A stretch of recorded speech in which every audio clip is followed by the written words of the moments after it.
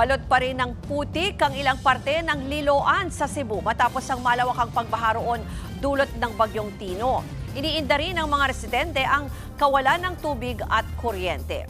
Nasa linya po ng telepono mula sa Liloan, Cebu, Simon Gualvez. Mon, pakibigyan nga kami ng update mula dyan.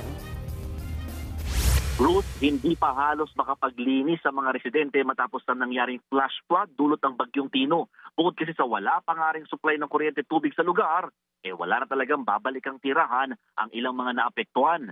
Naabutan pa nga naming iniisa-isa ng ilang mga residente yung putikang bahagi ng purok mahogany sa barangay Kutkot sa Liloan, Cebu. Pinupulot nila rito yung ilang mga damit at gamit na pwede pang mapakinabangan matapos tangayin ng rumaragas ng tubig.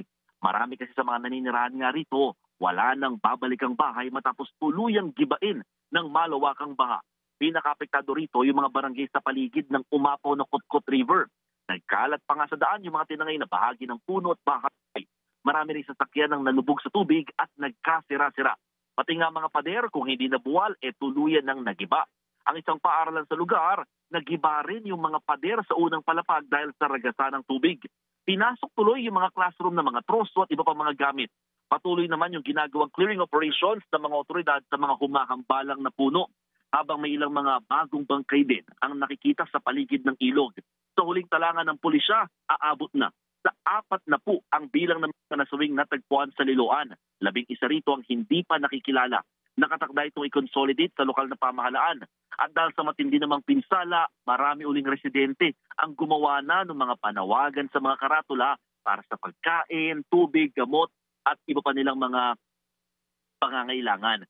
Sa ngayon, Ruth, talagang pinaka-concerned din ng mga residente bukod sa mga nabanggit nating initial na pangangailangan o pangunahing pangangailangan, kailangan din nila dito ng mga sleeping materials at yung pinaka-construction materials na panggawa ulit nila ng mga nasira nilang bahagi ng bahay. Mapayero, plywood, malaking bagay na daw ito para sa kanila para makapagsimula ulit. At syempre, financial assistance para talagang makabangon dahil talagang marami sa mga residente rito na naapektuhan, totally na wipe out o wala na talagang uuwi ang bahay dulot ng malawakang flash flood dahil nga sa bagyong Tino. At sa ngayon, talagang pahirapan pa rin yung linya ng komunikasyon, signal ng telepono dahil nga sa mga epekto na iniwan ng pinsala ng naturang bagyo.